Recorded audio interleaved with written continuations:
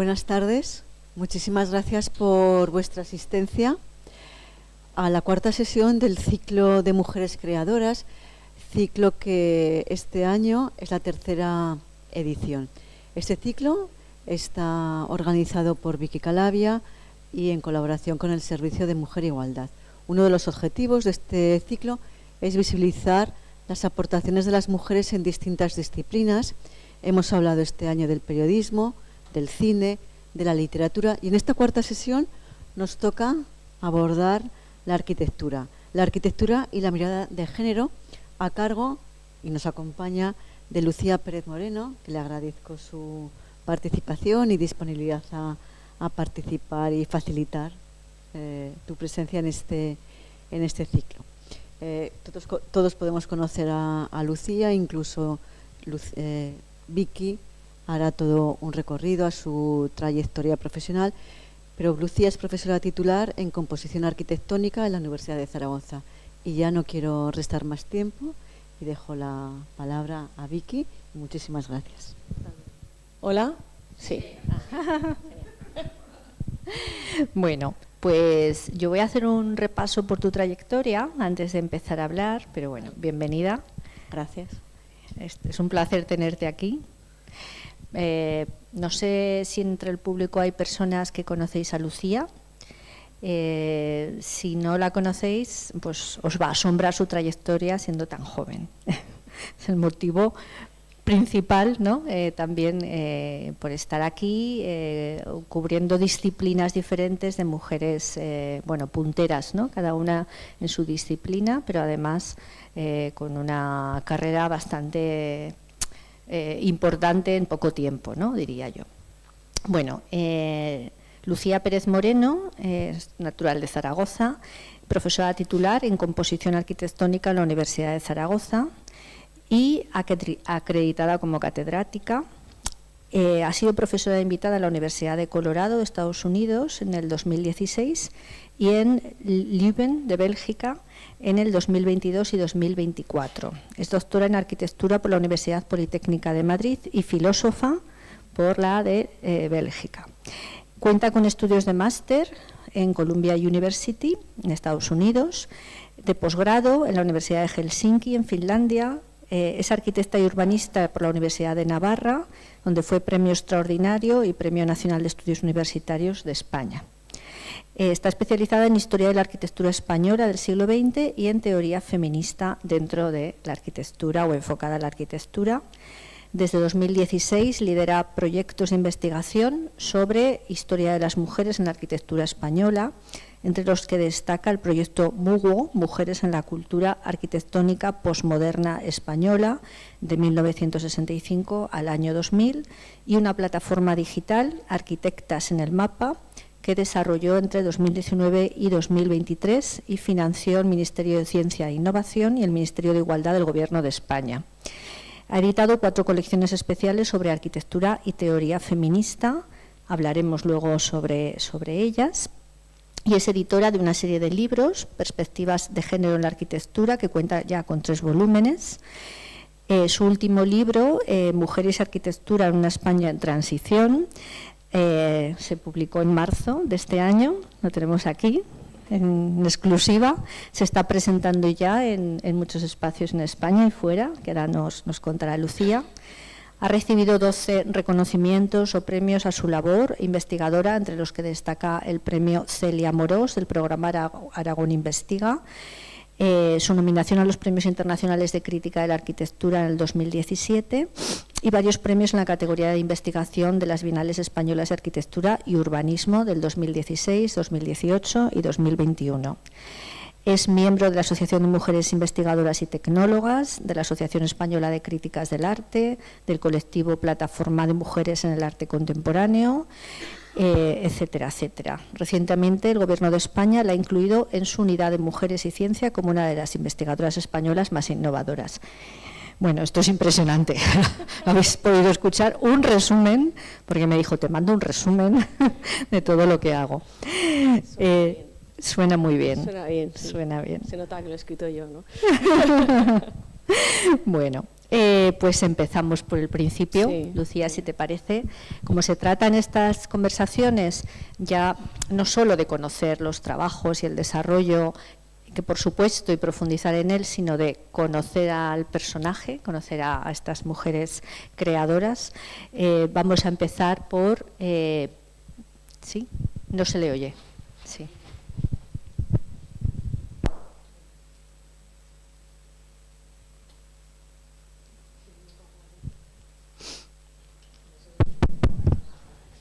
¿Sí? Vale. ¿Ahora sí? Ahora sí. creo ¿Ahora que sí? Sí, sí. Vale. Bueno, ¿qué significa para ti la arquitectura? Vamos a empezar por el principio. Jo, es que esta pregunta es muy complicada, ¿no? Porque es como cuando me dijiste que me ibas a preguntar ¿qué es la arquitectura? Pues es una pregunta Para ti. para mí Claro. es mi pregunta de investigación. O sea, al final toda mi carrera investigadora intenta dar respuesta a esa pregunta y no hay una respuesta única, ¿no? Entonces me dedico a entender, o mi carrera investigadora tiene que ver con intentar dar una respuesta a cómo se ha entendido la arquitectura, o qué es la arquitectura, pues en diferentes momentos históricos, por diferentes colectivos, de diferentes clases sociales, de diferentes géneros. Entonces es como la gran pregunta que intento a través de mi trabajo contestar. Y claro, hay un momento en la vida en el que uno se decide a estudiar algo o por algún aspecto, ¿no?, que le interesa más. ¿En qué momento tú decides que la arquitectura es lo que más te mueve, ¿no?, de todo? Realmente yo empecé a estudiar arquitectura por una cuestión familiar, no porque a mí me gustase la arquitectura de antemano. Mi padre es de un pueblo pequeño de Aragón, de Pedrola, es albañil, tenía un pequeño negocio familiar de constructora, en mi casa se hablaba de edificios y de obras constantemente. Mi hermano mayor es arquitecto técnico, entonces de alguna manera que la hermana pequeña estudiase arquitectura era algo, y además era la lista de, ¿no?, de clase, entonces era como algo bastante natural. Entonces no es que yo tuviera unos conocimientos previos sobre la arquitectura desde una perspectiva más histórica, ¿no?, o más... Simplemente fue algo que surgió. Pero luego mi percepción sobre la arquitectura, yo estudié en Pamplona, que es una universidad bastante elitista, pues fue cambiando a lo largo de los estudios universitarios, ¿no? Mi percepción sobre qué era la arquitectura y qué era relevante sobre la arquitectura. No sé si es suficiente contestación. Perfecta. En un momento dado te especializas en arquitectura española, en concreto Sí. del siglo XX. ¿Y por qué te fijas en exactamente la arquitectura de España y del siglo XX exactamente? Sí, esto sí que claramente es una decisión, porque eso tiene que ver con la decisión de la tesis doctoral. Entonces yo cuando acabé la carrera me fui un año, tenía muy claro que quería aprender idiomas, porque era como la gran cosa que tenía pendiente, ¿no? Entonces al acabar me fui a Finlandia a hacer un posgrado, principalmente porque me encantaba la figura de Alvar Aalto, que es un arquitecto finlandés muy importante en la historia de la arquitectura moderna, de la segunda generación. Entonces me fui a Finlandia porque, bueno, en aquellas circunstancias me pareció lo mejor, quería conocer la obra de Alvar Aalto, aprender idiomas y al final acabé aprendiendo inglés en un país nórdico, ¿no?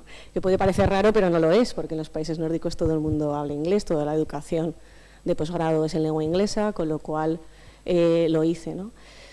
Luego, al volver, es que la decisión de por qué centrarme en esto en el fondo es un poco tardía, porque yo desde que terminé la carrera hasta que comencé a hacer la tesis doctoral, por esa decisión está relacionada con el tema de mi tesis doctoral, pasaron casi 5 o 6 años, ¿no?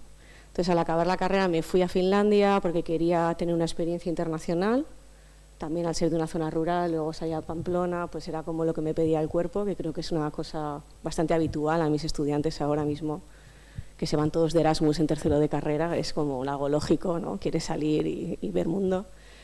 Pero luego volví, me dieron una beca de doctorado al acabar la carrera y la rechacé, porque en aquel momento me apetecía más salir por el mundo, tener experiencias profesionales ligadas a la arquitectura, etcétera, ¿no?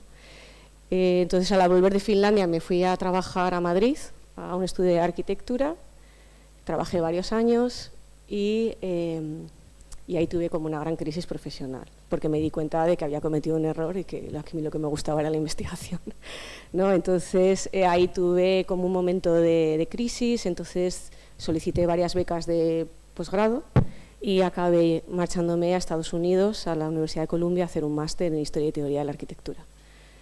Entonces allí fue donde tomé la decisión, porque me di cuenta de que en todos los cursos que yo hacía de Historia y Teoría de la Arquitectura, que fue una experiencia increíble estudiar en Nueva York, no se sabía nada de arquitectura española. La arquitectura española no formaba parte de la mirada global que estas universidades supuestamente, ¿no?, las más avanzadas, había, ¿no? Y también pues me di cuenta de que todo aquello que se escribía en lengua española o toda la cultura que yo había conocido previamente en la universidad, etcétera, historiadores, teóricas, etcétera, eran muy desconocidos.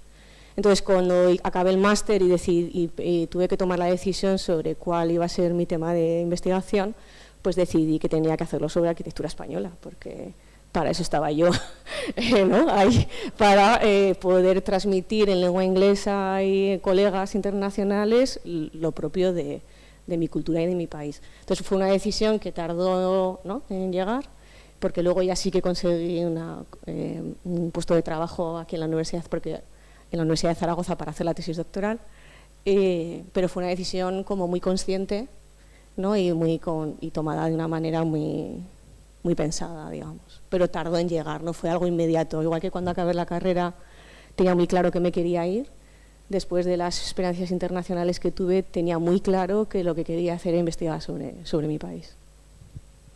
Y en esa investigación sobre tu país te fijas en nombres, te fijas en grandes construcciones que imagino que te impresionaron, que te marcaron, y también te fijas en que hay muchos nombres de hombres, ¿no? Sí. Que es lo que predomina en la arquitectura, bueno, como en muchos otros aspectos, ¿no?, también, y decides estudiar las teorías feministas en relación con la arquitectura y empezar a sacar, ¿no?, esas mujeres que existen pero que no están ahí en primera línea o que son más desconocidas o que bueno, pues, están detrás de proyectos liderados por un hombre, ¿no?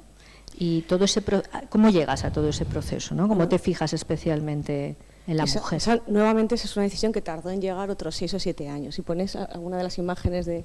No, porque yo la tesis doctoral la hice sobre revistas de arquitectura. ¿Las primeras? Sí, las del 2015, ¿no? Ese es el fruto de mi tesis doctoral es este libro, que obtuvo también varios premios en la Bienal y el Internacional que has comentado, etcétera, ¿no?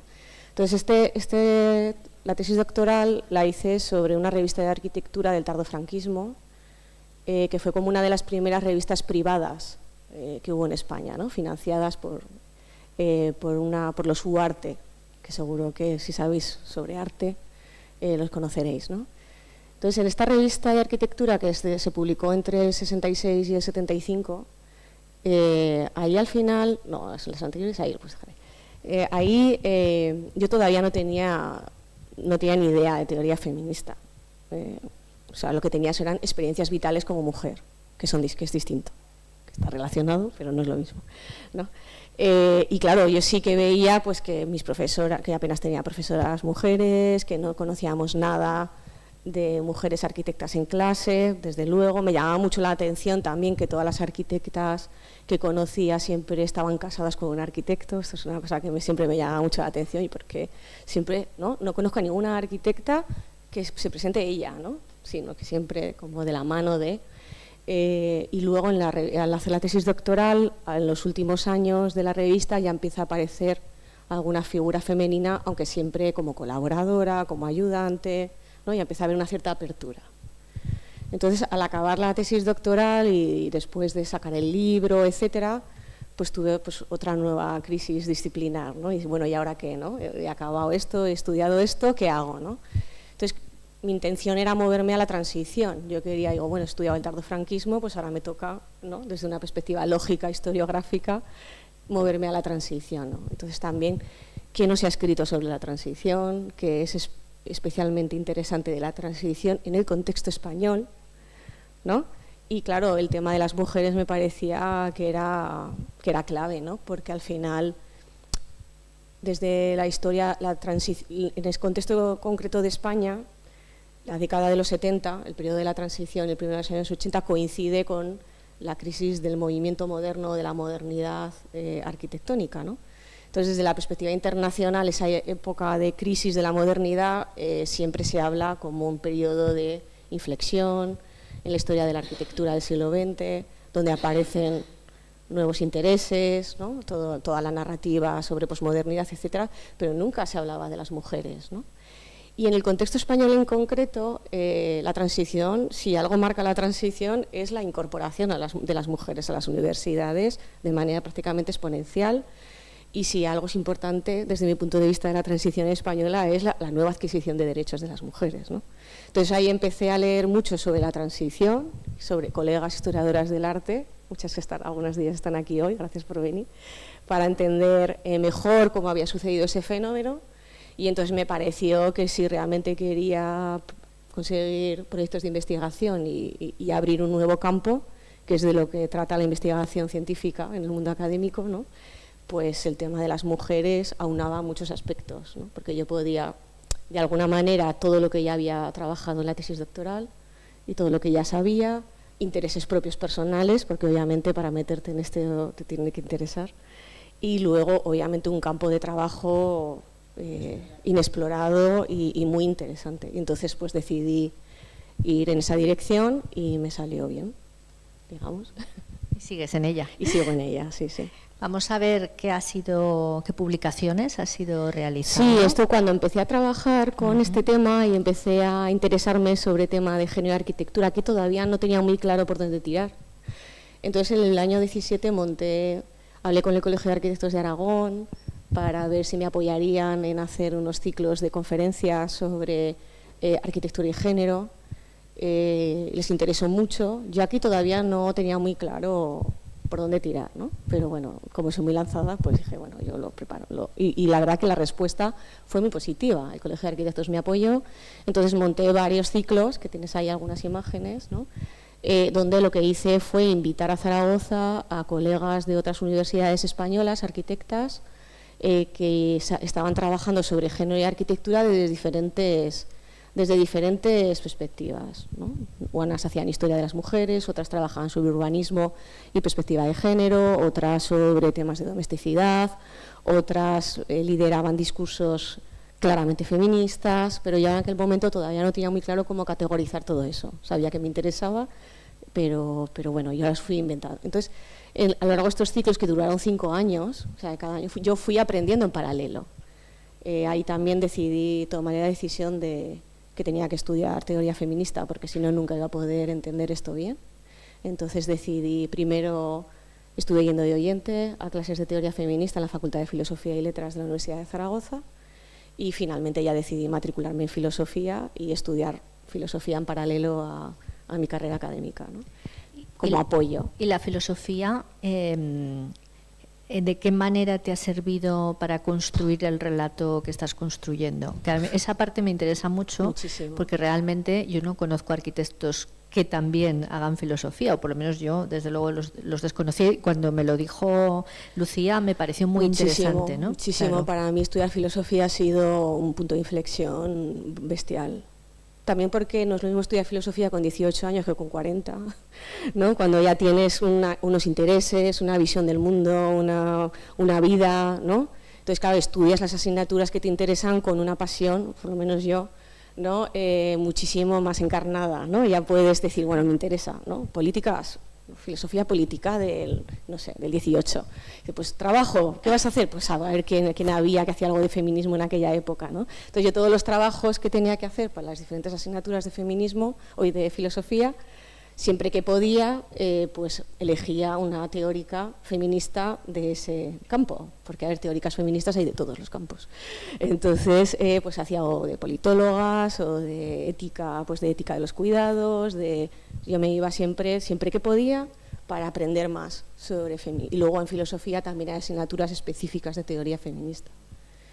Entonces, claro, todo eso pues te da un marco teórico conceptual que para mí ha sido fundamental, porque si no, es muy difícil escribir con conciencia, o sea, pensar, escribir, ¿no? Y categorizar, ordenar, ver discursos desde una visión muchísimo más holística, ¿no? Para entender el porqué de las cosas. También para entender el canon, porque si no entendemos el canon bien, no podemos hacer una crítica feminista constructiva.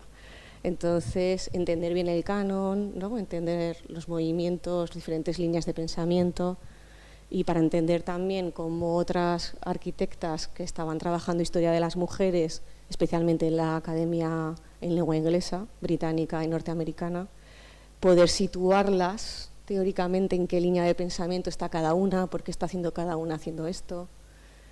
Vamos, a mí es fundamental. Yo creo que si no hubiese estudiado filosofía, pues no haría bien mi trabajo. Es como que he necesitado otra carrera para poder hacer bien el mío, que igual suena un poco raro, pero en el fondo para mí esa educación continua, el tener siempre una educación continua a lo largo de mi carrera investigadora es fundamental, porque si no me siento como estancada, es como que necesito tener algo ahí que es un motor, ¿no? Que me está haciendo pensar constantemente para poder desarrollarlo. Claro, eso da una idea del afán que tienes de aprender, de investigar, de ir más allá siempre, ¿no? A mí la filosofía me parece muy importante. Sí. Lo que pasa es que me resulta curioso, ¿no? Aplicado a la arquitectura, pero cuando yo en bachiller, cuando di filosofía, me ayudó a repensar el mundo y a situarme en el mundo. Entonces, pero es que también a mí, es cierto que es muy importante. O sea, lo que me pasó también es que en el máster que hice en Estados Unidos, claro, esto hay una cuestión clave, y es que los estudios de arquitectura en la tradición educativa anglosajona son del ámbito de las humanidades, y en España y Europa es del ámbito de la ingeniería y la arquitectura. Entonces, claro, yo al hacer el máster en Historia y Teoría de la Arquitectura en Estados Unidos, todo lo que leí estaba constantemente referenciado a terminología y pensadores y filósofos. Entonces, claro, ¿qué pasó? Que durante el máster hubo muchísimas cosas que no entendía, porque no entendía los términos, no entendía las líneas de pensamiento, y entonces eso me generó, por un lado, motivación para aprender más y, por otro lado, curiosidad, ¿no? Entonces, cuando tuve la oportunidad cuando decidí estudiar, no lo hice solamente porque quisiera estudiar sobre feminismo, que también, sino también porque tenía como esa, ¿no? este estudio, o sea, esta cuestión inacabada de alguna manera del máster, de que necesitaba ir más allá, ¿no? Y entonces también estudiar filosofía me ha hecho entender ahora, porque el máster lo acabé en el 2008, mucho mejor cosas que estudié hace mucho tiempo, ¿no? Que creo que es una de las grandes cosas de los másters en Estados Unidos, que al final tienen tan cantidad de lecturas tan complejas, tal, que es imposible aprenderlo todo en el momento, pero es una especie de archivadores y legado que tienes ahí, al que vas volviendo constantemente a lo largo de tu carrera, si quieres, por supuesto. En mi caso, así. En tu caso está claro que sí. Seguimos, si te parece, viendo proyectos, nos vas comentando. Bueno, este es el proyecto MUBO, que os he traído el vídeo, si quieres ponerlo. ¿Lo ponemos antes y luego comentamos? ¿Quieres? Sí, si quieres ponerlo, es el del 2019. Sí. Que este es el proyecto que he tenido durante casi 5 o 6 años.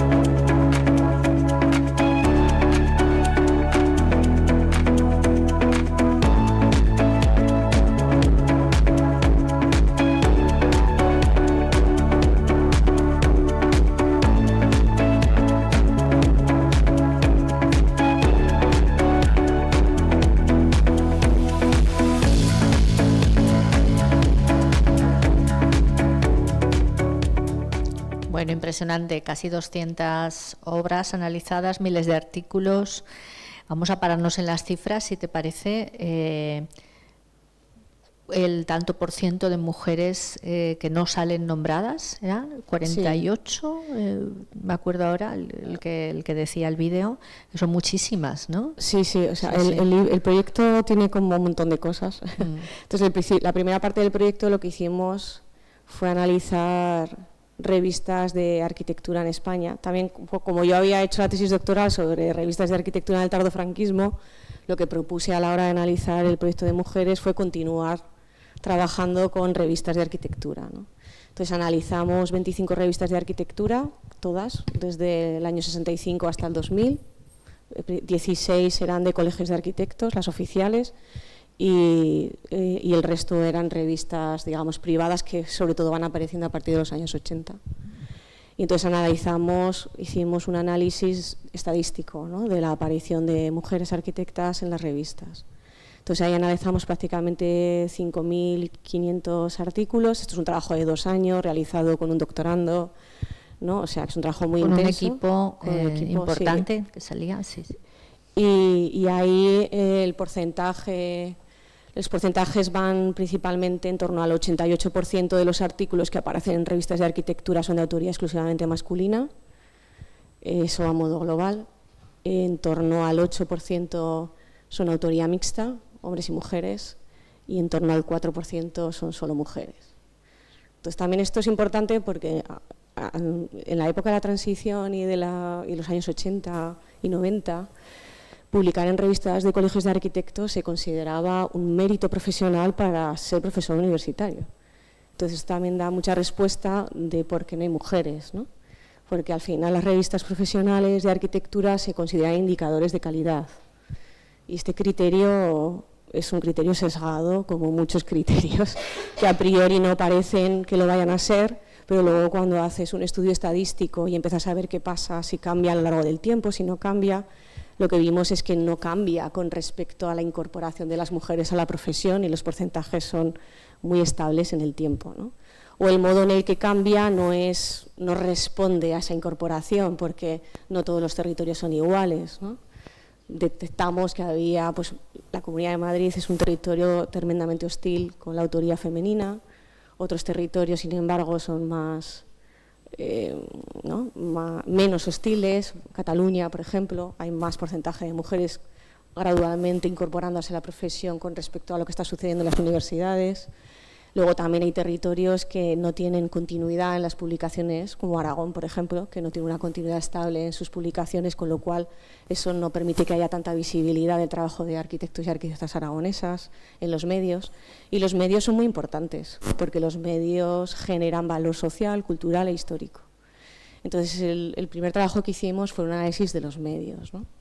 Y entonces ahí también vimos que la mayor parte de los trabajos de autoría femenina, tanto mixta como exclusivamente femenina, estaban muy dispersados en el tiempo y en las publicaciones. ¿Qué quiero decir con esto? Que aunque son un 4% o un 8%, eso en 35 años, de una manera puntual, en una revista, es una aguja en un pajar. Entonces, al final, la visión que tenemos de la autoría femenina en el ámbito mediático es nula. Aunque publiques, tu presencia es inexistente porque no se consolida en el tiempo. Entonces para que tú como arquitecta tu trabajo se valore culturalmente o socialmente, no solo tienes que estar, sino que tienes que estar en el tiempo, de manera constante. Son las dos cosas, ¿no? Entonces esto no sucede. Claro. Entonces eso no sucede, ¿no? Hay muchas complejidades también territoriales, muchísimas diferencias entre las zonas de España. Por eso el número monográfico de Arenal que publicamos, el artículo que publiqué yo con el doctorando con el que hicimos esta investigación, que se llama David Delgado, analiza esta cuestión. Es el monográfico de la revista Arenal que está por ahí. Bueno, estos son los premios que me dieron por el proyecto antes. Es el siguiente, ¿no? Es que me costó mucho publicar esto. Me pegué 3 años con este monográfico. Por eso está más tarde, ¿no? Pero las ideas que hay detrás de esto tienen que ver con esto, ¿no? Que a veces, porque claro, yo esto lo he vivido en la universidad y tal, ¿no? Haces un ciclo de conferencias. Yo he sido secretaria de departamento 4 años y los primeros 10 años, hasta que fui secretaria de departamento, nunca una mujer arquitecta vino a dar una conferencia a la Escuela de Arquitectura de aquí, ¿no? De Zaragoza. Y cuando yo fui secretaria dije que, bueno, que tenía que haber paridad, que sabía que tenía que cumplirse el plan de igualdad de la universidad, etcétera, ¿no? Y muchos de mis colegas, su reacción fue, pero si no hay arquitectas importantes, ¿no? Es la típica, es como el primer comentario, entonces hay que estar preparada para eso. Bueno, no te preocupes que yo las conozco, ¿no? Ya las llamo yo. Sí que hay, ¿no? Pero esta sensación de que no hay, cuando sí que hay muchísimas mujeres arquitectas haciendo trabajos muy relevantes, tiene que ver con que no se conoce porque no se publica. Porque no hay visibilidad. Porque no hay visibilidad. Claro. Y los medios, las revistas de arquitectura son, o a lo largo del siglo XX, las revistas de arquitectura en papel han sido el medio. Ahora las cosas han cambiado con las revistas digitales, con las redes sociales, etcétera, ¿no? Pero en el siglo XX los medios, el ámbito mediático de la arquitectura está directamente relacionado con las revistas, ¿no? Entonces este fenómeno me interesaba mucho investigarlo y fue el que utilizamos también para generar la base de datos de proyectos que finalmente, puedes dejar esta imagen, lo que hicimos aquí fue, dentro de toda esta dispersión y recopilando todos los proyectos, ese 8% de proyectos de autoría mixta y ese 4% de proyectos de autoría exclusivamente femenina, lo que hicimos fue hacer una web digital para geolocalizar esos proyectos. Ahora mismo lo que decidimos fue geolocalizar y fotografiar los de autoría femenina exclusiva, porque son las arquitectas que han liderado ellas sus estudios de arquitectura, son las más invisibilizadas y las menos conocidas. Entonces opté por coger ese grupo, reunirlo, porque de alguna manera al reunirlo, toda esa dispersión que aparecía en el mundo mediático de todo el siglo, pues cobra un nuevo sentido, ¿no? Reunirlo, geolocalizarlo y solicité una subvención al Ministerio de Igualdad para contratar a fotógrafas, mujeres, que fueran por toda España fotografiando las obras. Me la concedieron y entonces contraté a 30 fotógrafas, cada una de una comunidad autónoma. Algunas comunidades autónomas tenían más de una fotógrafa, obviamente, porque no era igualitario el reparto en todo el país. Y las tuve pues varios meses por ahí sacando fotos, que son las imágenes que habéis visto con la cámara, ¿no? Y son fotógrafas mujeres, muchas de ellas, algunas son arquitectas, otras son periodistas, había de todo, porque hicimos un concurso. Se presentaron 115 fotógrafas y seleccionamos a 30. Y entonces ya todas las fotografías que hay en la página son el estado actual de las obras, ¿no? Y era bonito porque también las fotógrafas, muchas de ellas no conocían a estas arquitectas. Y entonces fue una cosa bonita para las fotógrafas de descubrimiento de arquitectas de su propia comunidad autónoma o del territorio que ellas conocían. Y por otro lado, poder generar imágenes de alta calidad y de buena calidad artística para fotografiar estas obras, que eso era muy importante, porque si en el mundo actual digital en el que vivimos, si no tenemos buenas imágenes de los proyectos de arquitectura, no se pone en valor la obra, ¿no? Entonces, generar imágenes de buena calidad era muy importante para revalorizar y resignificar las diferentes obras. Entonces, esta parte del proyecto tiene que ver con eso, ¿no? Con esa idea, ¿no? de generar esta... Y bueno, pues salió, lo premiaron, bueno, todo sí, eso. Sí, los infinitos premios de Lucía, algunos de ellos están aquí. Sí, bueno, mis doctorandos. Los doctorandos. Antes de seguir con esto, me vas a permitir un inciso. Estaba pensando precisamente en esto que decías de la visibilidad a través de los medios, de la web, de las fotos de alta calidad. Me salto en el tiempo bastante, luego volvemos al orden. Ahora mismo, creo que se puede contar, tienes un proyecto relacionado con el cine. Sí. Las mujeres arquitectas nuevo, sí. En el cine. Sí. ¿Se puede contar? Sí. Claro, porque he pensado, claro, el cine da visibilidad a estos personajes y sin embargo que pocas películas o que desconocidas también a su vez sobre mujeres arquitectas, no que estén acompañando a, sino que lo sean. Cuéntanos un poquito qué estáis descubriendo en este proyecto. El proyecto nuevo que tengo del Ministerio de Ciencia e Innovación es sobre la representación de la figura de la mujer arquitecta en el cine. ¿Por qué este proyecto? Bueno, este proyecto tiene un poco que ver con... Porque al final las revistas, lo que me di cuenta es que yo siempre había pensado que las revistas de arquitectura representaban la realidad, y luego me di cuenta que no, claramente, ¿no? Entonces me di cuenta que no, que obviamente hay unos sesgos. Entonces, claro, las revistas de arquitectura no son ficción, pero casi, ¿no? Entonces, digo, y claro, al analizar las revistas de arquitectura, algunos de los artículos que he escrito tienen que ver con los estereotipos de género que se producen, con cuestiones de sexismo ambivalente, ¿no? Sexismo hostil, benevolente, todas estas teorías, ¿no?, que hay en torno, y cómo eso se traslada al mundo de la profesión, ¿no? Entonces dije, bueno, pues tengo que analizar algo que sea puramente ficción para poder entender los estereotipos mejor, ¿no?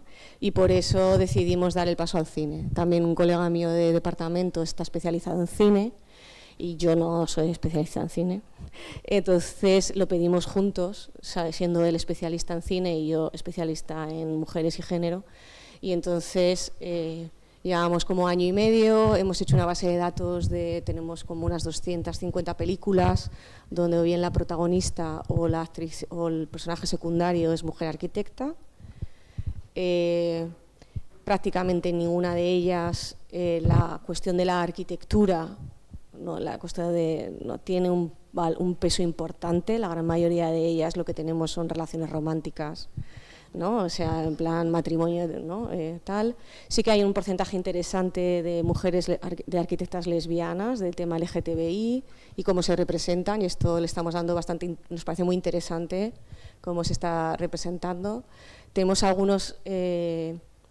En general, lo que vemos es que frente a la figura del arquitecto varón llevado al cine, que tenemos, ¿no?, pues de Fontangé, El manantial, como la película histórica clásica, ¿no?, del 42, si no me equivoco, ¿no?, de Kim Vidor, ¿no?, esta idea del arquitecto genio, que es un poco la visión que las revistas de arquitectura, especialmente las monográficas, dan, ¿no?, del arquitecto genio. Tenemos un ejemplo reciente en los cines. Esto ha coincidido, es coincidencia total. Yo no sabía que estaban haciendo de Brutalis, pero me ha venido muy bien porque es la idea del arquitecto genio se ha recuperado, y de hecho la película de Brutalis mantiene esta idea del arquitecto individual. A través de las revistas que vienen, ¿no? O sea, descubren en Estados Unidos que es un arquitecto famoso a través de esas revistas. A través de las fotografías de sus obras, etcétera, ¿no? Pero también las revistas dan esa imagen. Los arquitectos exitosos son aquellos, ¿no?, que publican en revistas, que como consecuencia ganan premios, porque si no has publicado en revistas no ganas un premio, eso está claro, ¿no? Hay como una pirámide de valor, ¿no? Y si no has ganado premios no sales en los libros de historia. Entonces hay como una especie de cadena, ¿no?, donde el sesgo va incrementándose, ¿no? Y el sesgo de género y de clase, ¿eh?, porque aquí ya tendríamos, y la raza también, por supuesto, pero género y clase van en paralelo, ¿no?, en este caso. Entonces, lo que frente a la visión clásica del genio creador, individualista, masculino, que no rompe barreras él solo, ¿no? Claro, esa es una visión de la arquitectura muy ficcionada, porque la arquitectura es un hecho colectivo. La arquitectura no es solamente una cuestión del autor, del arquitecto que dibuja el plano, ¿no? Para que un edificio se lleve a cabo, un plan urbano, un paisaje, un proyecto de paisaje, lo que sea, hacen falta muchos más agentes, ¿no? Pero la visión del genio es esa, ¿no? Y esa es la que dan el cine, principalmente, ¿no?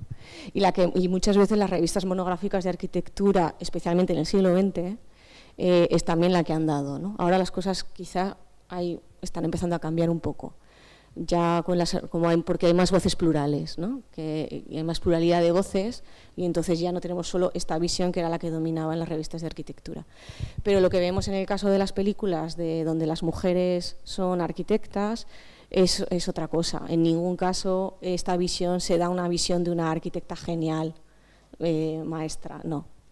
Siempre es un personaje relacionado con un arquitecto varón, principalmente, o si es lesbiana, hay un arquitecto varón que se mete en medio y están poniendo en cuestión su sexualidad, a ver si de verdad es lesbiana o no. ¿No? O sea, tiene esta cosa, ¿no?, que es muy típico en películas de lesbianismo de los siglo XX. Quizá ahora ya en el siglo XXI ya no están así, pero pocas, principalmente porque prácticamente todas las películas que hemos datado, la gran mayoría, los directores son varones. Entonces hay una mirada patriarcal hacia la figura de la mujer brutal, ¿no? Hay alguna que sí que está dirigida por mujeres directoras de cine feministas, y entonces ahí sí que la mirada al personaje de la arquitecta mujer es distinto. Y estas son las que a mi juicio son más interesantes. En Francia, porque también, ¿dónde? ¿No? Porque el proyecto es internacional, no es de España, en este caso el proyecto es internacional. Entonces ahí sí que ya vemos otras maneras, ¿no? Pero sobre todo tiene que ver, el principal argumento de las películas con directoras mujeres, que son pocas, son muy minoritarias, tiene más que ver con la imposibilidad de la emancipación de la mujer, ¿no? Esta cosa de no es posible que una mujer sea totalmente autónoma, lidere, ¿no? Entonces el tema de la imposibilidad de la completa emancipación femenina es un tema recurrente en este caso. Y es curioso que se elija la profesión de la arquitectura, que eso es lo que a mí me interesa en el proyecto. ¿Por qué para hablar de este tema, la directora, ¿no?, decide que este personaje tiene que ser arquitecta? ¿No? ¿Qué representa? ¿Qué tiene que ver la arquitectura? ¿No? El hecho de que sea una profesión masculina, una profesión liberal de alguna manera, ¿no? Una profesión de liberal. Las grandes estrellas que conocemos, el común de los mortales, son hombres, ¿no? Claro, son efectivamente. O sea, que el cine tiene una mirada patriarcal respecto a la mujer arquitecta, historia romántica, y las pocas directoras que hablan sobre ese tema hablan de la imposibilidad de la mujer de... Sí. De ser relevante en eso. Principalmente, ¿no? Las únicas, algunas excepciones son los biopics, porque hay algún biopic. Entonces, cuando hay un biopic de alguna arquitecta importante... Biopic es una biografía. Una biografía. Entonces, ahí ya cambia un poco, porque aunque hay películas ficcionadas basadas en hechos reales, ¿no?, de arquitectas, puede estar un poco entre el documental y la película, ahí ya cambia un poco y intentan contar un poco más la historia, participa un poco más la arquitectura, porque estamos hablando de arquitectas que han existido, entonces ya salen un poco más sus obras, etcétera, ¿no? Pero es muy minoritario, la gran mayoría tienen este sesgo bastante normalizado. ¿Y este proyecto se cristalizará cuándo y cómo? Todavía tardará, estamos empezando, llevamos año y medio. Estamos finalizando la base de datos, ahora estamos empezando a escribir. No sé, yo creo que hasta dentro de 2 años es muy probable que no tengamos ningún resultado. ¿Y se publicará? Bueno, sí, la idea es hacer un libro editado en lengua inglesa, probablemente porque el proyecto es internacional y tenemos un equipo de investigadores e investigadoras de Europa y Estados Unidos. Entonces, sí, en lengua inglesa. Intentaremos que haya hacer también versión en inglés y en español. Se publicará seguro. Estaremos sí, atentos. Pero tardará 2 o 3 años, sí. Lo veremos. Siguiendo un poco con la trayectoria, que nos hemos quedado aquí en esta diapositiva con tus doctorandos, que son muchas doctorandas también, sí. ¿no?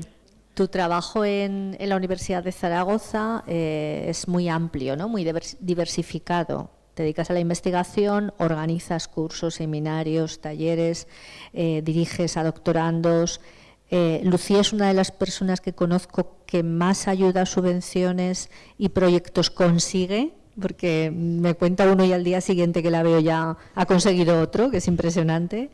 Y además para hacer proyectos muy contundentes donde hay mucha gente trabajando, equipos que lideras y que además das oportunidad a gente joven, ¿no? O sea, también tienes esa vocación de ayudar a tus doctorandos. Sí, es que para mí la investigación es un trabajo. Entonces a mí investigar sin cobrar, pues no. ¿No? O sea, no, lo que tenemos, yo creo, ¿no?, como profesora titular en la universidad, mi obligación es que la gente que se dedique a la investigación tenga un salario y trabaje y cobre por su trabajo, ¿no? Esta visión de investigar los sábados por la mañana, pues yo no la comparto, ¿no? La investigación es algo, yo me lo tomo como algo serio y es mi profesión.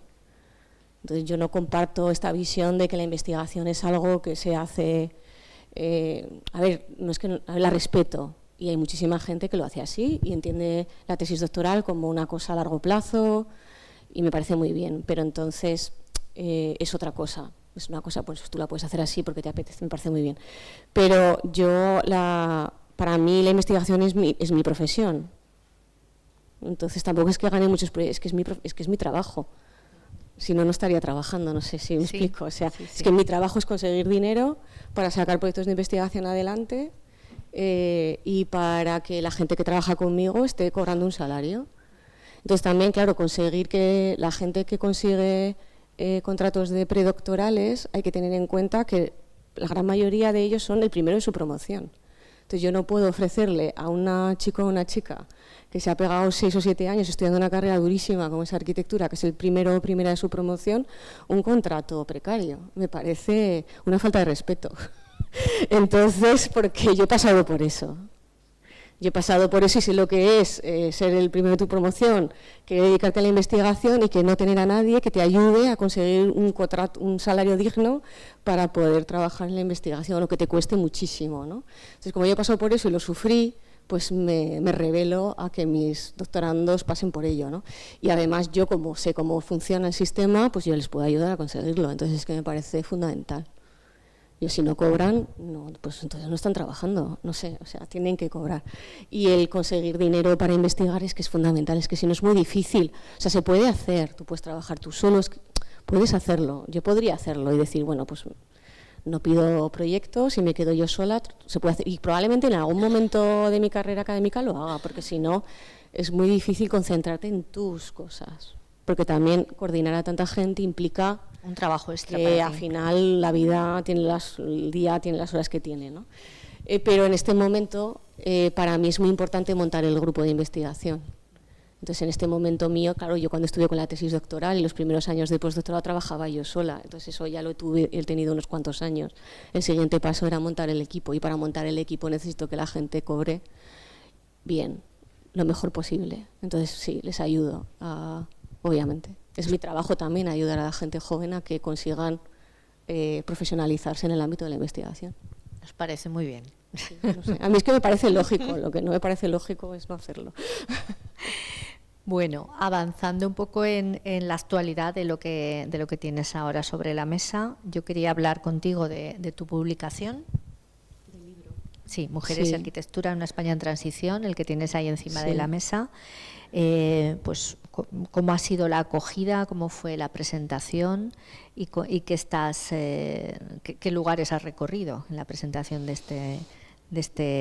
esta publicación tan extensa, además, ¿no? Bueno, esta publicación, o sea, realmente el proyecto de investigación ha tenido como muchos resultados. El tema del mapa interactivo era más la parte fotográfica y tal, ¿no? Pero yo me había quedado con las ganas de hacer un libro más de historia, ¿no? O sea, como decir, bueno, este es el libro, ¿no? Entonces aquí es una selección de 26 mujeres, que todas ellas empezaron a trabajar o a finales del tardofranquismo o en la plena transición, con algunos proyectos que se extienden en el tiempo hasta los 90, porque la arquitectura no es algo de un año, es algo que puedes empezar el proyecto en el 75 y acabarse en el 85 tranquilamente, ¿no?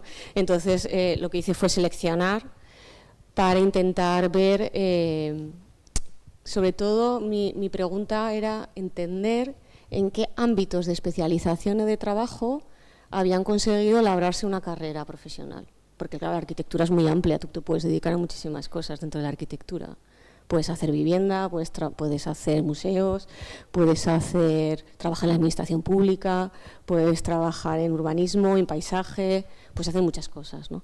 Claro, la transición, además de todo el tema que he comentado anteriormente de las revistas, de la incorporación a las mujeres, es un periodo súper interesante, porque es un cambio de estructura y de gobernanza del país total. Y entonces esto genera una oportunidad para muchas mujeres arquitectas para innovar y profesionalizar ámbitos de la arquitectura que no estaban profesionalizados con anterioridad, y eso requiere una cierta creatividad. Entonces, intentar entender eso, cómo la transición había tenido consecuencias en cómo muchas mujeres se habían abierto espacios de trabajo nuevos, se habían incorporado a las nuevas gobernanzas del país, me parecía que era lo interesante. Entonces la transición es que es un periodo fantástico, porque confluyen muchísimas cosas interesantes desde una perspectiva histórica y teórica, entonces me apetecía mucho hacerlo, ¿no? Entonces el libro es un trabajo colectivo, porque es un trabajo donde hemos participado 30 investigadores e investigadoras de toda España, más una internacional, que es la profesora que ha escrito el prefacio, que es la catedrática con la que he estado trabajando en Bélgica, en la Católica de Lovaina. Y lo que hice fue pues, seleccionar a 26 arquitectas. Están organizadas en 7 espacios laborales que están definidos en el libro. Con espacio laboral quiero decir cuáles son esos ámbitos, ¿no? Pues vivienda rural, vivienda urbana, paisajismo, entorno construido, pues el comienzo de la profesionalización del paisajismo. En la época franquista el concepto del arquitecto paisajista no existía. La profesionalización del paisajismo es algo que se produce posteriormente, ¿no? Y ahí hay muchas arquitectas abriendo camino, ¿no? Arquitectura y educación, por ejemplo, ¿no? Pues hubo una reforma educativa muy importante en el tardofranquismo, se construyeron escuelas, tanto de primaria como secundaria y universidades, a lo largo y ancho de todo el país, y entonces eso fue un campo de oportunidad para muchas arquitectas, para construir colegios y escuelas, ¿no? También hay casos como, hay un apartado que es de arquitectas que han trabajado en ámbitos súper masculinizados, por ejemplo, arquitectura religiosa y arquitectura militar, ¿no? O sea, tú te imaginas a una arquitecta mujer haciendo edificios militares. Esto es como muy, pues hemos encontrado a la primera arquitecta que trabajó en la Guardia Civil. Pues hay un capítulo dedicado a ella, ¿no?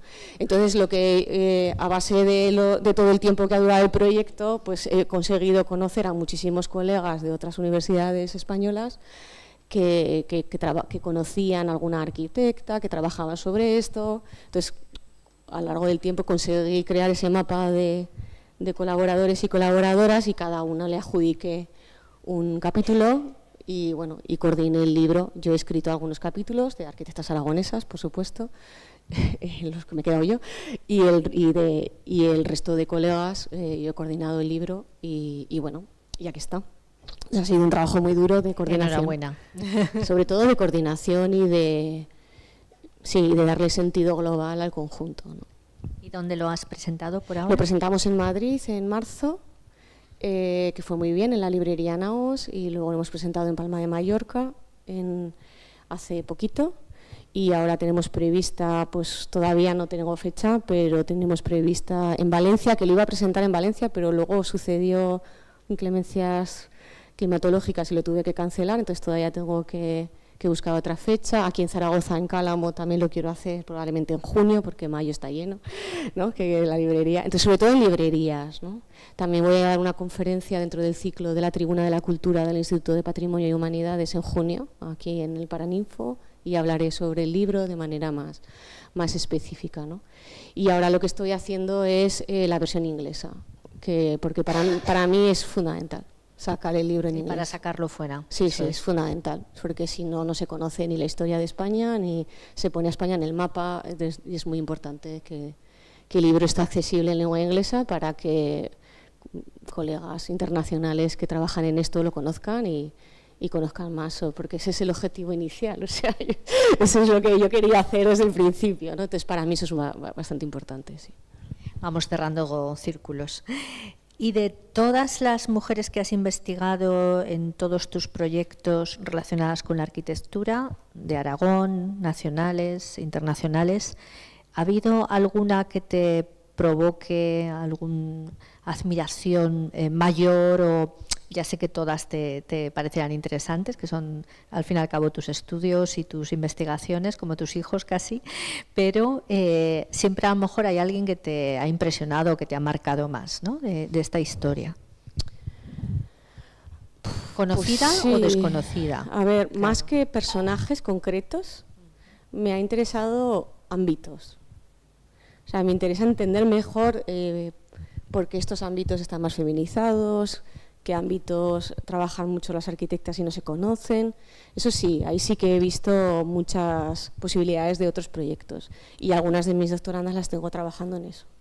Por ejemplo, una de ellas, el tema Aragón, ¿no? Aragón, lo que vi con claridad era que prácticamente un alto porcentaje de arquitectas que empezaron a trabajar en los 80, lo que hicieron, no solo en Aragón, pero en Aragón es especialmente importante, pero empezaron a trabajar en la administración, ya sea ayuntamiento, diputación, ¿no? La que se estuviese formando en aquel momento, en el ámbito del patrimonio histórico. Y esto me parece súper interesante, porque el trabajo que se hace en el ámbito del patrimonio está triplemente invisibilizado, ¿no? Porque tú cuando vas a ver una catedral o cuando vas a ver un edificio histórico, o vas a una guía turística, siempre te cuentan el autor original, que es un varón siempre, ¿no?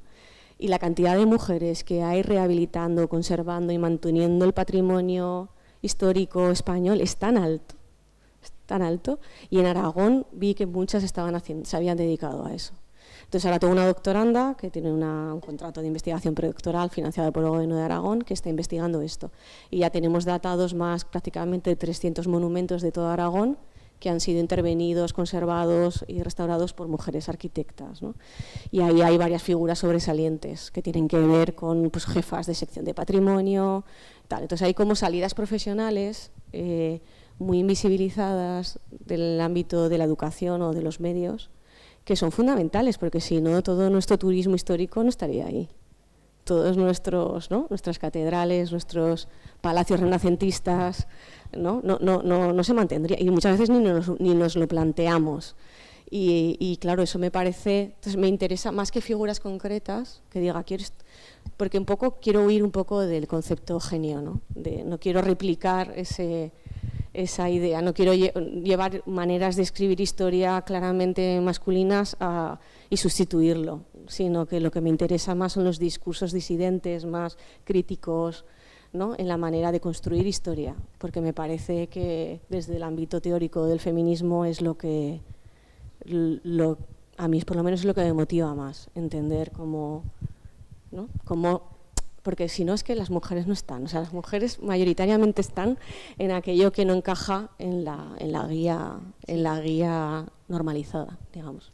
Y visibilizar también el trabajo de todas esas personas que están cuidando el patrimonio, ¿no? Al fin y al cabo, el patrimonio, exacto. Eso es. También es convertirlas en referentes. Claro, yo me imagino, en la tesis doctoral, cuando planteamos el proyecto con Sara Isalvo, que es la doctoranda que está haciendo este trabajo conmigo, yo me imagino dándole al Gobierno de Aragón unas guías turísticas donde los guías se aprendan los nombres y digan, bueno, pues este edificio es de no sé quién y lo ha intervenido no sé quién y no sé cuál, ¿no? Entonces, normalizar que hay mujeres arquitectas haciendo eso y que el público normal, cuando vaya a una guía turística, no diga, no, este edificio es del maestro de obra tal, del siglo XVI, no, y aparte en el siglo XX le intervino no sé quién y en el XXI no sé cuál, ¿no? O sea, como normalizar un poco ese trabajo que me parece que es muy importante, y eso le da valor a ellas como arquitectas, al trabajo de la conservación de patrimonio como salida laboral, a las instituciones públicas como aquellas que se han encargado de mantenerlo. Entonces tiene como muchas derivadas de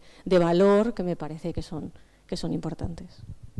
Algo haremos.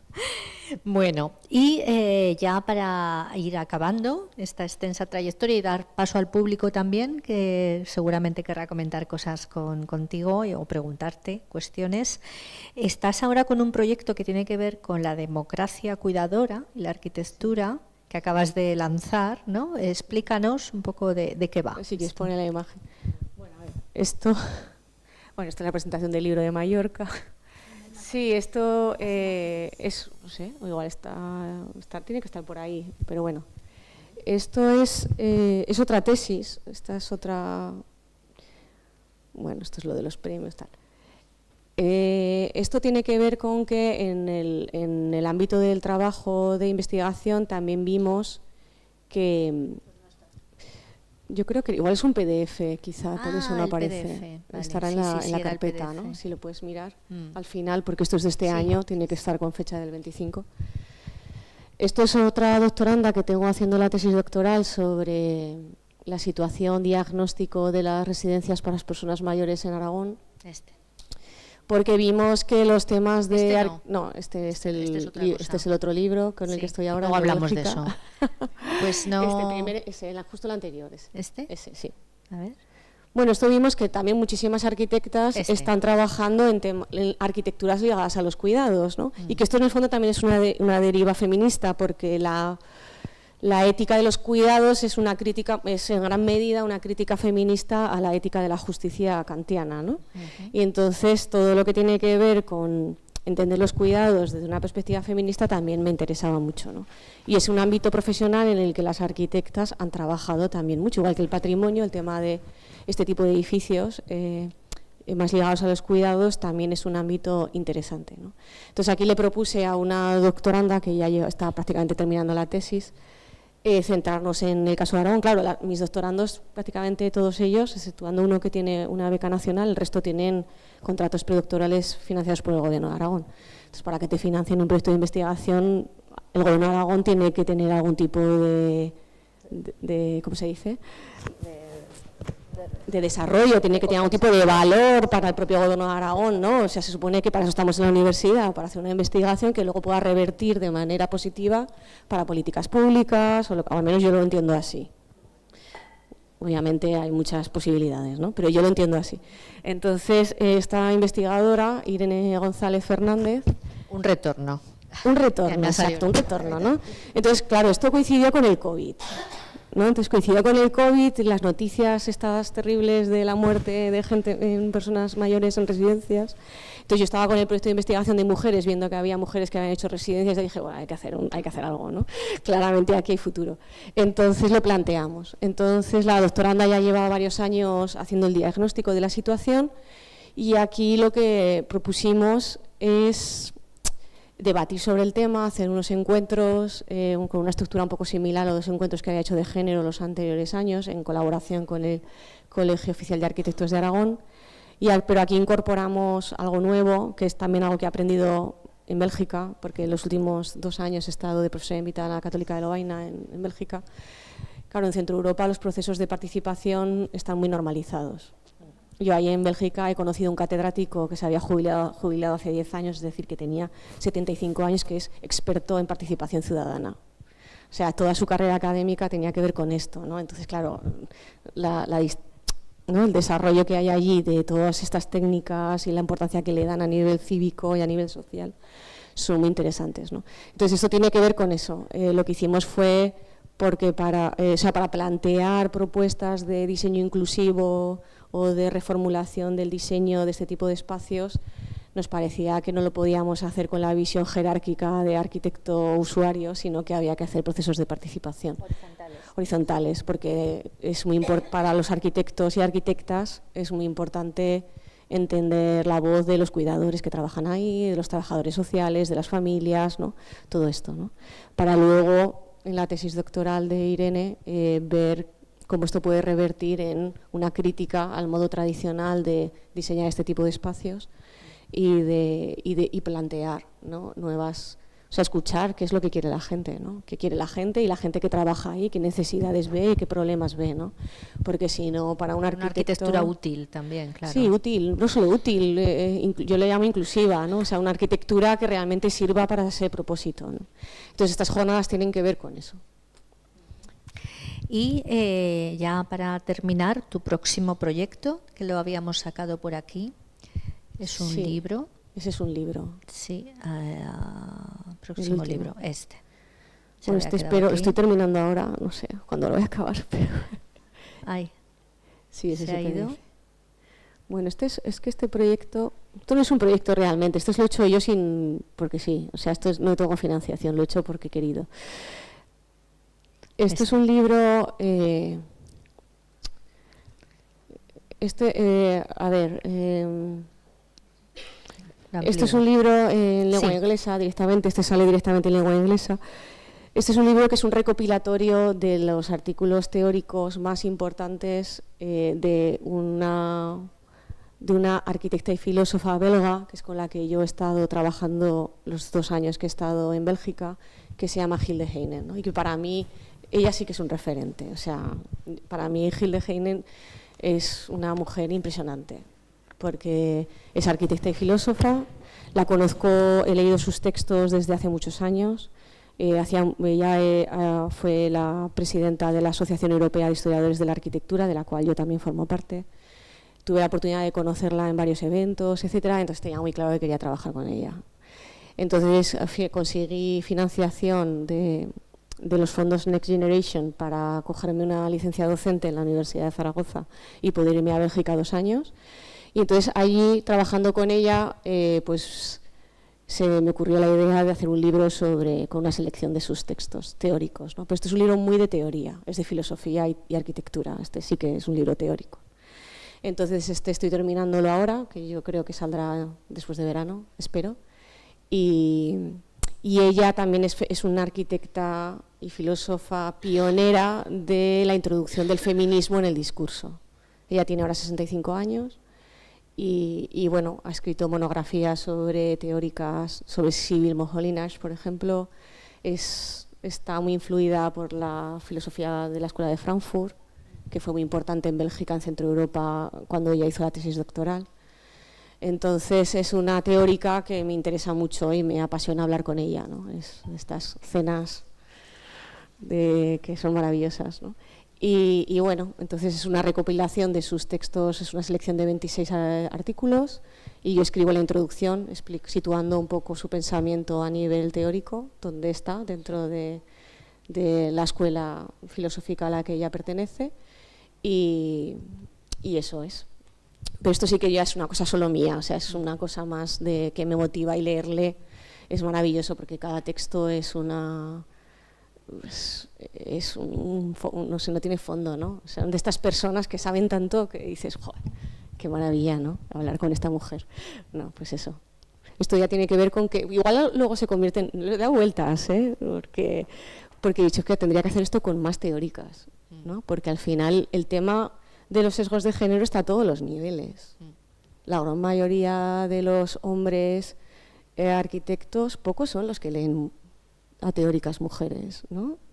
Y en el fondo darle valor al pensamiento y a la reflexión de teóricas mujeres relevantes creo que también es importante. Sí, es sí, importante, sí. Pues te animamos a hacer.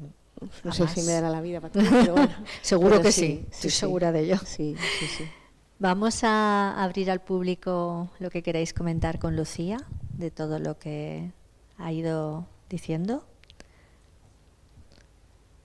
¿Alguna reflexión, alguna cuestión que le queréis comentar?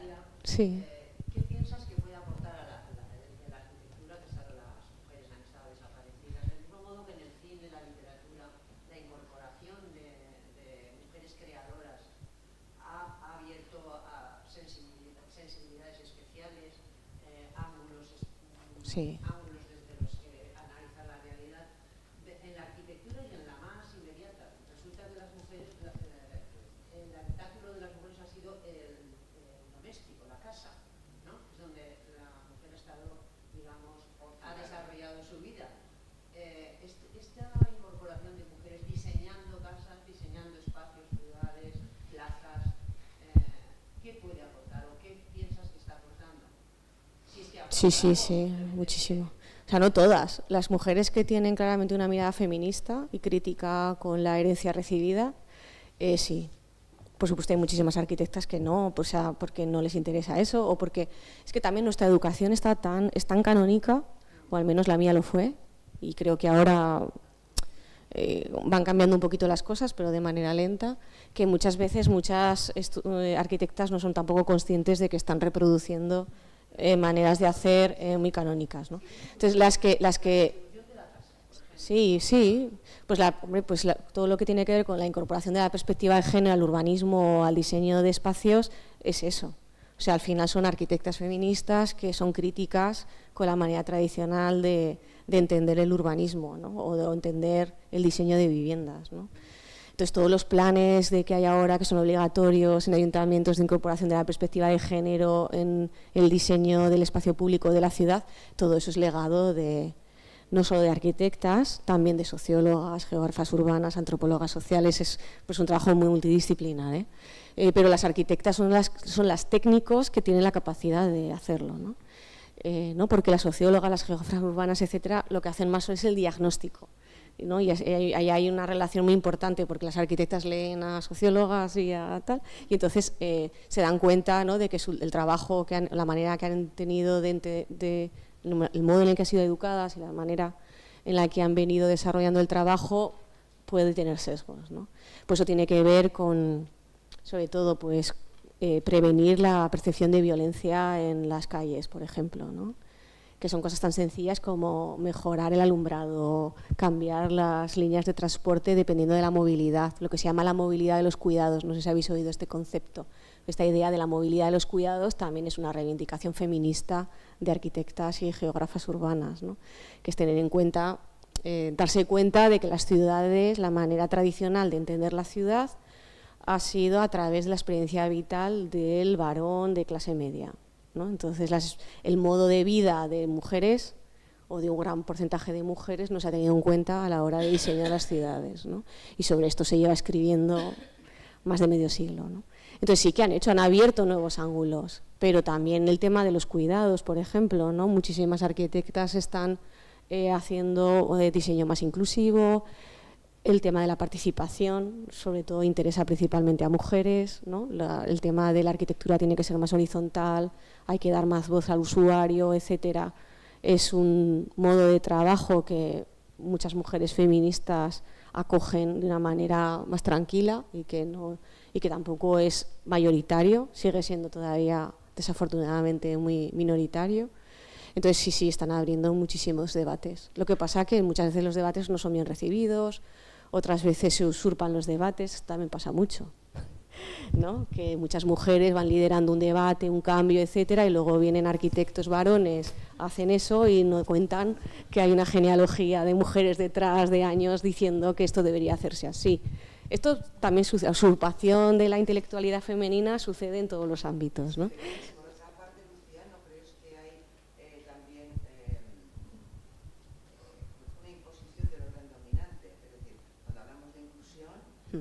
Podemos teorizarlo todo lo que quieras, pero, por ejemplo, la exclusión por razón ya no solamente de género, sino de clase, es evidente. En una sociedad desigual como esta, porque vivimos en una sociedad desigual,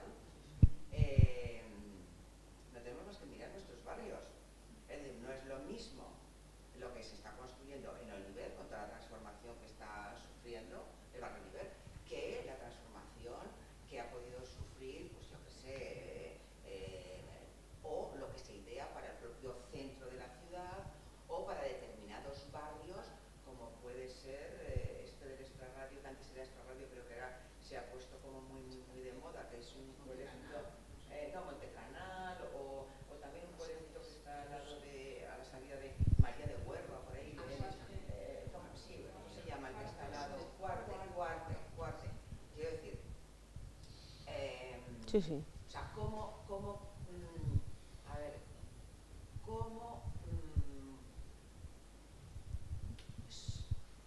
la intervención de las mujeres y la participación de las mujeres en el diseño de la ciudad puede llegar a conseguir un cuestionamiento del propio sistema económico-social en el que vivimos?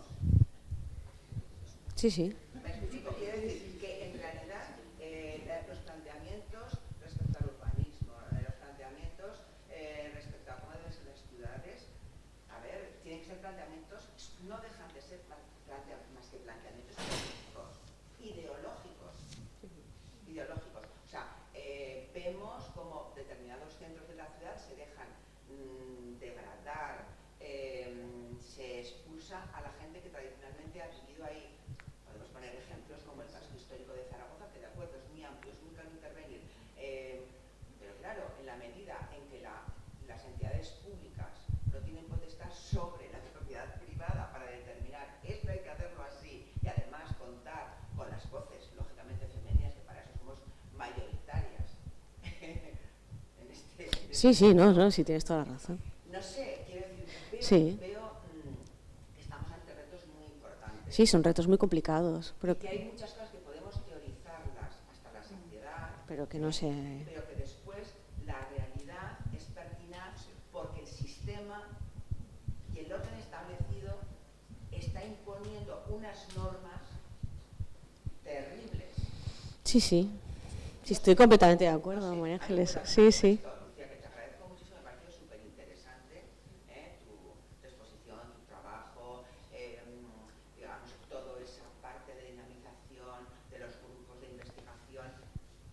Conseguir lo que tú has conseguido es muy difícil. O sea, los contratos predoctorales, lo de coordinar a tantos doctorandos. A ver, tú y yo lo sabemos porque nos movemos en el mismo ámbito, ¿no? Dentro de la universidad y todo lo complicado que es esto, ¿no?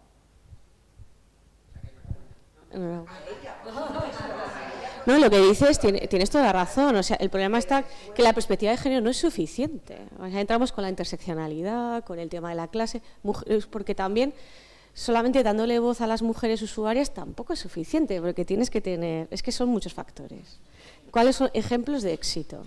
Ejemplos en ciudades donde se han conseguido cosas, grandes pasos, han confluido políticas, mujeres, ¿no?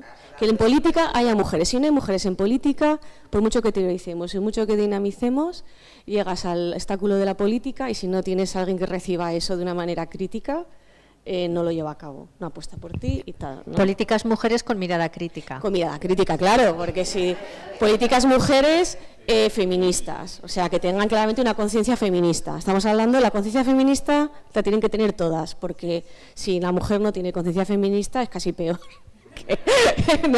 ¿No? O sea, si no hay una conciencia crítica por parte de la persona, porque también hay hombres feministas, la cosa que también, y si toca un político feminista, pues también. Pero incluso políticos hombres feministas, cuando llegas a cosas de mujeres, puede ser que no lo vean, ¿sabes? O sea, que la cosa es compleja. Entonces, ejemplos de éxito. Viena hace una década es el gran ejemplo de éxito del urbanismo feminista, ¿no? Pero ahí, claro, confluyó política, arquitectas técnicas, o sea, en puestos técnicos que haya mujeres con conciencia feminista. Y luego usuarios, o sea, que tiene que haber mujeres con conciencia feminista en todos los... Y con conciencia de clase, esa es otra. Sí, sí, sí, por supuesto. Sí, sí, sí. Sí, sí. Sí, sí, sí, sí. Es todo un planteamiento impresionante, primero de compromiso de la administración con la ciudadanía. Sí, sí. Pero es que eso se ha perdido, ya lo sabes tú, igual que yo, o sea, que los ideales sociales que hay detrás del primer movimiento moderno de los años 30 se ha perdido a partir de los 50. Y en España mucho más. Si tú lo sabes eso. Pero, o sea, cuando se aprueba en cualquier ayuntamiento de cualquier ciudad el plan de urbanismo, detrás de eso hay un posicionamiento ideológico. Por supuesto que sí. Pues es muy importante que haya mujeres de... Por eso... Esa combinación de un planteamiento feminista, pero tú sabes que hay muchas corrientes dentro del feminismo. También, por ¿Vale? supuesto. Muchos caminos que pueden conducir al mismo sitio, pero desde posicionamientos políticos distintos. Sí, sí. Entonces necesitamos un posicionamiento de clase, o sea, es que... Sí, sí, no, sí. Un urbanismo y una arquitectura excluyente. Pero sí, ese es el gran problema ahora. O sea, el tema del urbanismo con perspectiva de género lleva desde los 90, desde la Unión Europea, se está impulsando. A España llega un poco más tarde. Pero obligatoriedad y recomendación desde los 90 ya hay políticas europeas para impulsar el urbanismo con perspectiva de género. A España ha llegado en la primera década del siglo XXI, 30, 20 años después. Bueno, no está mal, vamos mejorando, no está mal. Pero las escuelas de arquitectura, a mí no me dejan dar clase de urbanismo con perspectiva de género. O sea, y en el departamento de urbanismo de universidad no hay ninguna mujer dando clase. O sea que las escuelas de arquitectura... Pues hasta que llegue a todas las escuelas de arquitectura del país, pues que donde hay en Barcelona, en Valencia, alguna profesora, porque al final las personas que lideran este tipo de discursos en las escuelas de arquitectura es una en todo el departamento, porque esta es otra, lo de la dispersión, esto pasa en todos sitios, al final es una aquí, otra allá, otra allá. O sea, no hay... Yo diría que equipo de género y tal que hay en una universidad, quizás soy yo la primera que está montando un equipo ya con gente y tal, O sea, no hay, son muchos. En Madrid está Inés Sánchez de Maradiaga, que es una pionera y que lleva haciendo esto muchísimos años, etcétera. Pero bueno, dicho esto, que la principal crítica que se está haciendo a nivel de debate teórico sobre esto es el tema de las exclusiones, que el discurso dominante, que es de mujer blanca, de clase media alta, etcétera, que son las necesidades de este grupo social de mujeres las que se están imponiendo incluso a nivel político europeo. Esa es una crítica, pues que el colectivo LGTBI no se está visibilizando, mujeres de clase media o clase baja, sus necesidades tampoco. Entonces, que hay un cierto, que no podemos hablar de mujeres en general, que ya sabemos que eso es incorrecto y que genera muchísima inclusión, por supuesto, ¿no? Pero bueno, hay avances. Lo que pasa es que ahora también hay retrocesos. Entonces, bueno, que es muy complicado, porque para que esto realmente tienen que ser muchas fuerzas en paralelo. Entonces, en Viena es un ejemplo de éxito porque confluyeron muchos aspectos, en Barcelona ha habido momentos también donde ha habido sobre todo, mira, y esta es la clave, creo yo, una de las claves, y es que las políticas eran arquitectas. O sea, cuando la alcaldesa de Viena es arquitecta, entonces pasan cosas. Se da cuenta, ¿no? Claro. Entonces, esto se lo digo mucho a mis alumnos. Es que las arquitectas también podéis meteros en política, que en política tiene que estar todo el mundo, no los políticos, no, los arquitectos tienen que tener, o sea, los políticos tienen que venir de ámbitos profesionales plurales para poder hacer políticas no con conciencia, ¿no? Entonces, en Viena pasó eso, en Barcelona hubo también una arquitecta muy importante, que es Zaida Muxi, que se metió también en temas de política, que lidera este discurso en la Escuela de Barcelona, y cuando ella accedió a cargos políticos sucedieron cosas, y empezaron a haber proyectos, ejemplos de buenas prácticas, proyectos interesantes, etcétera. Entonces, tienen que confluir muchos factores, pero es que es muy complicado. Sí, por supuesto. Sí, el tema de la infancia es crucial, sí. Hemos pasado de una sociedad rural a una sociedad urbana. Antes, me pongo como ejemplo yo, que soy de un pueblo de Navarra, jugábamos en la calle, salíamos, entrábamos, teníamos una libertad de la que hoy los niños en una ciudad no gozan ni de lejos. Sí, este es uno de los temas, del urbanismo feminista, sí. Impensable, pero sí que es verdad que las ciudades no están pensadas para los niños, son muy agresivas. Sí. Sí, el tema sí es otro de los temas, de los grandes temas. Dentro del urbanismo con perspectiva de género, el tema dominante, dependiendo del país, no es lo mismo Latinoamérica que Europa. El tema de la seguridad de las mujeres es el tema más dominante. Lo que pasa es que hay países, en un país nórdico, hablar de seguridad de las mujeres, pues ya, o sea, no sé, no es tan importante porque ya es un logro. Bueno, ya, pero si te vas a Latinoamérica, donde los autobuses están separados por género y tal, pues el problema es que se multiplica por 200, ¿no? Tengo una doctoranda ahora de Ecuador que se ha venido a hacer la tesis conmigo y claro, yo me sorprendo con las cosas que me dice, de cómo me cuenta, o sea, que a mí me cuesta también entender la realidad porque no he vivido nunca en ningún país latinoamericano, siempre me he movido por Europa Occidental y Norteamérica y Australia, entonces es como una parte del mundo que no he vivido y entonces no lo acabo de entender, y ahora con mi doctorando digo, bueno, claramente tengo que ir, ¿no? Y tengo que entenderlo mejor, pero claro, la seguridad de las mujeres es el tema fundamental, el tema de los niños, de la infancia, es la segunda gran reivindicación, ¿no? Y la tercera es la vida la movilidad, la vida cotidiana, ¿no? Y luego está el tema de la tercera edad, son como los tres grandes temas de los cuidados en general. Es que los cuidados engloban las dos cosas. O sea, al final cuando hablamos de cuidados, eso engloba infancia y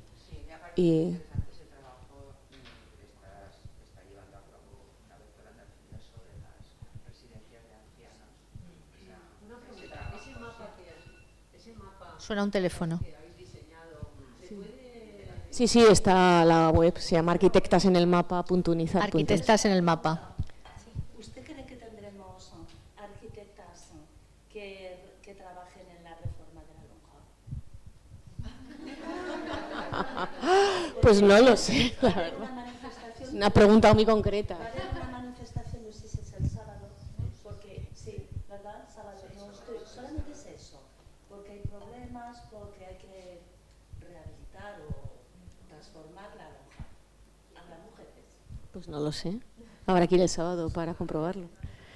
Esperemos que no se modifique la lonja. La lonja no necesita rehabilitación. Sí, no. No, que yo no digo que necesite rehabilitación, que yo digo que sí, que hay que ir a la manifestación. Sí. Bueno, pero en el Gobierno de Aragón y en el Ayuntamiento de Zaragoza hay muchísimas arquitectas trabajando en patrimonio. Esas serían las personas que nos podrían, ¿no?, dar la información adecuada.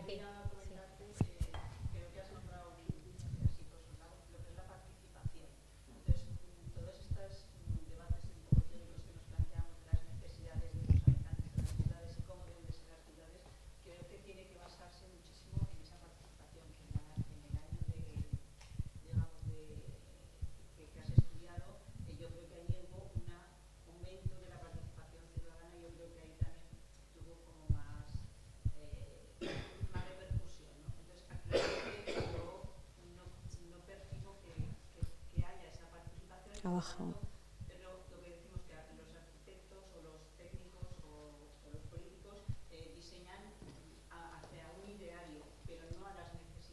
Sí, sí. reales, ¿no? Entonces, yo creo que el aumento de la participación, y ahí creo que sí que tenemos intervención todos los que no somos técnicos, de qué manera, ¿no?, podemos hacer que haya esa participación, ¿no?, esa comunicación entre la técnica y las necesidades.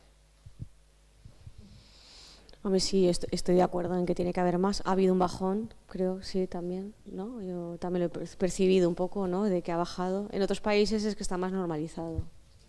Es que en Europa Central es normal. Es parte del, no se puede plantear un proyecto público sin participación.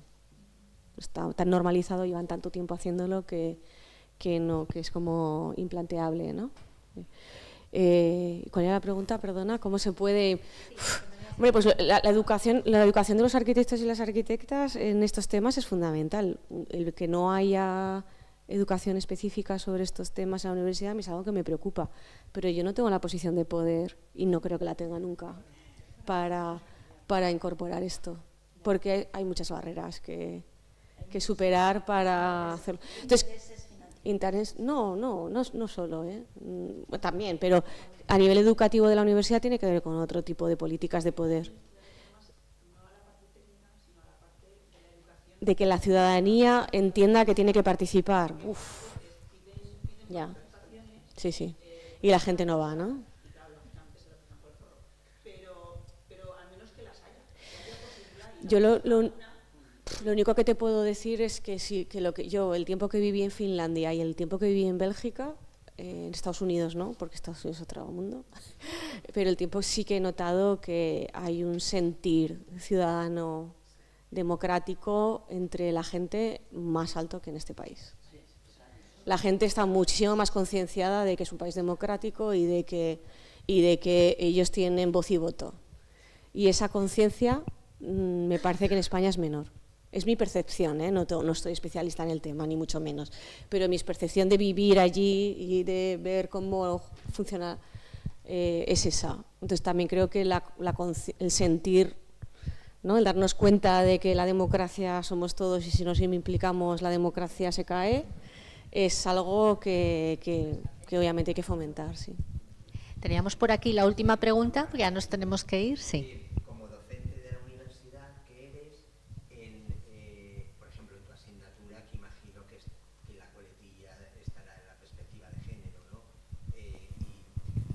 ¿Qué porcentaje de alumnos y alumnas optan por esa asignatura? ¿O es una asignatura que pueden elegir? No, yo tengo asignaturas obligatorias de la carrera, imparto Historia y Teoría de la Arquitectura Moderna, que es como siglo XX, o hasta hace unos años impartía clásico, o sea que ahora me he cambiado a siglo XX, por fin. Es que esto es muy complicado, yo no puedo dar asignatura que me dé la gana en este sistema educativo. En Bélgica sí, me iba a Bélgica, quiero una asignatura de feminismo, he estado 2 años dando una asignatura de feminismo y no me han puesto ningún problema. Sin embargo, en España, bueno, tienes que esperar a que se jubile uno, el otro. Bueno. O sea que es que el sistema educativo español es muy rígido. Es muy rígido, entonces no es tan sencillo, pero bueno, ahora que ya doy siglo XX, por fin, después de 16 años en la universidad, pues incorporo pues cosas de feministas del 19, de temas domésticos y cómo esto influye en la arquitectura moderna, pues todo eso. Pasa que eso no sale en los libros canónicos, o me lo sé yo porque me lo sé yo, y entonces lo cuento en clase, ¿no? Entonces incorporo cosas dentro del discurso canónico, que hay que impartirlo, pero también incorporo cosas. Luego tengo asignaturas optativas. Las optativas... ¿Qué pasa? Que las optativas sí que son de mis temas, lo que pasa es que yo imparto asignaturas optativas en lengua inglesa, porque pues hablo bien inglés y entonces lo hago en lengua inglesa. ¿Qué ocurre? Que la mayor parte de nuestros estudiantes españoles en las optativas de 5º curso se van de Erasmus, entonces no vienen. Entonces la mayor parte de mis alumnos de las asignaturas optativas que yo imparto son extranjeros que vienen a Zaragoza. Entonces, esta mañana he estado dando clase, esta tarde mis alumnos de la asignatura que estoy dando ahora, que es sobre temas de género y representación mediática, etcétera, son todos extranjeros. Pero está bien, pues vienen italianos, tengo un canadiense, un italiano, he tenido finlandeses, mexicanos, he tenido de todo. Pero bueno, está bien, no pasa nada. Pero estudiantes españoles ahora ha habido un bajón. Los años que estuve montando los encuentros de perspectiva de género sí que tuve gente española o sea, estudiantes míos de Zaragoza que se interesaron por este tipo de asignaturas, principalmente por los eventos del Colegio de Arquitectos, etcétera, que montaba, ¿no? Pero ahora sí que he notado un cierto bajón, no sé a qué es debido, pero sí que lo he notado. Pero también lo que es interesante, y con esto sí que termino, es que mis doctorandos, solamente uno es de Zaragoza, el resto casi todos vienen de Madrid y del extranjero. O sea, que mis propios alumnos de aquí no se enteran. Y eso también es otro problema de la universidad, porque de alguna manera en la universidad no conocemos cuál es el trabajo de investigación de nuestros profesores. Se le da muy poca visibilidad al trabajo de investigación del profesorado y eso no puede ser que un alumno mío no sepa cuál es mi especialización investigadora, estoy dando clase. O sea, yo no tengo la oportunidad de contar mi trabajo de investigación a mis alumnos, ¿cómo es eso posible? Pero ni yo ni ninguno de mis compañeros. Tenían que haber venido hoy aquí, ¿no? O sea, claro, entonces eso es un problema, porque tú te vas a otra universidad norteamericana y yo cuando he estudiado fuera me sé el currículum de todos mis profesores. Sé todo y me voy porque quiero estudiar con esa persona, ¿no? Entonces, claro, yo sé que esta profesora hace esto, que este profesor es especialista en esto otro y me cojo la asignatura tal porque quiero dar clase con esta persona. Aquí no. Y eso es un problema del sistema educativo, pero yo no soy vicerrectora ni rectora. Es complicado, es complicado. Lucía for President. Bueno, yo creo que es apasionante la charla de hoy, da para muchísimo. Ya han salido además temas muy interesantes. Muchas gracias por participar, porque es verdad que todavía queda mucho por hacer y por cambiar. Muchas gracias, Lucía, por todo tu trabajo. Te seguiremos y estaremos en lo que hagas. Y un aplauso para Lucía.